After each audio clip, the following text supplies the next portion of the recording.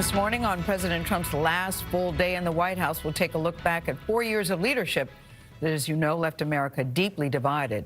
So we asked our chief Washington correspondent, Major Garrett, to open his reporter's notebook. There's a lot of good stuff in there to show us what it was like to cover a presidency unlike any other.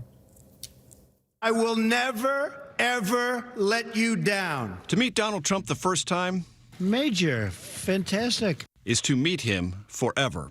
Then, as a long-shot candidate, Mr. Trump recognized me in a room full of reporters. What do you mean fairly? Fairly is an instinct. If you don't like... Mr. Trump argued with me over who won the first GOP debate. Excuse me, did I win? That's for you to decide. If you don't say yes, then you're not an honest reporter. All right, goodbye. That was my first inkling candidate Trump, Ever. soon to be President Trump, was willing to put the bully in bully pulpit. I think you're very unprofessional. President Trump loved and hated the news media. He craved our screeching attention. Mr. President, Mr. President, Mr. President. And he used it as a foil to whip up support and to fuel animosity he hoped would intimidate us. When you report fake news, you are the enemy of the people. That never worked.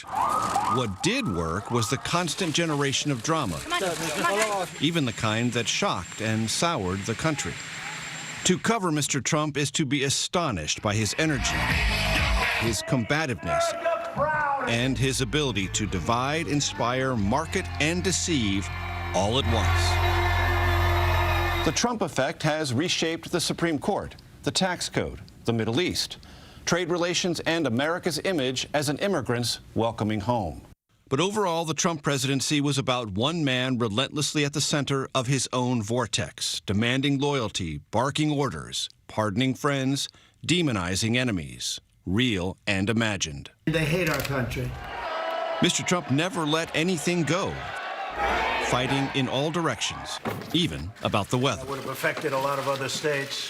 Few encounters existed without his stage management. I guarantee I'm not paying for this mic. Even to CBS cameraman Tony Furlow. Get back a little, Tony, would you please?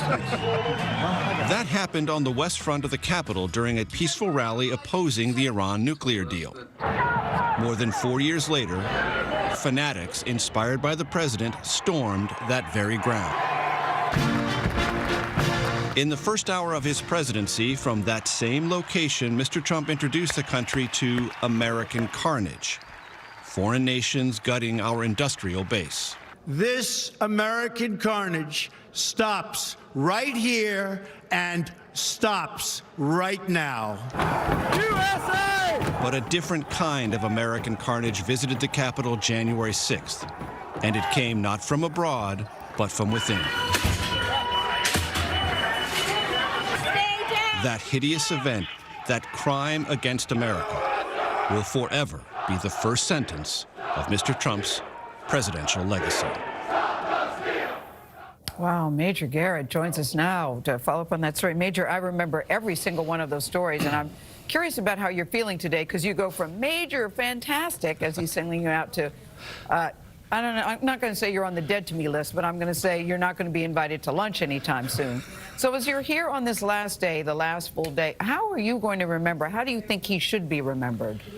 Look, it's a complicated story, but as I said in that piece, you cannot separate. No one will ever be able to separate whatever the Trump legacy is from that January 6th event. It is going to be and must be the first sentence, the first time an American president told a series of lies over weeks and weeks and fomented an attack by the executive branch on the legislative branch. That has never before happened. We hope it never happens again, and it will never be anything other than the first sentence of the Trump presidential legacy. As I mentioned in that piece, other things have been accomplished. But when you get the Constitution wrong and you put your vice president, your loyal vice president, in real jeopardy, everything else you've done has been tarnished. Yeah, and now we're moving into Joe Biden, two very different men, different philosophies on just about everything. How do you think that's going to change your coverage?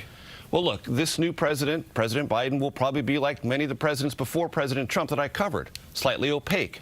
One of the parts of the Trump beat that never existed was, I wonder what the president's thinking. For Joe Biden, we may wonder at times, but with Trump, we never did. All right, Major Garrett, thank you. I'll see you in Washington. We're coming there later today. We'll see you.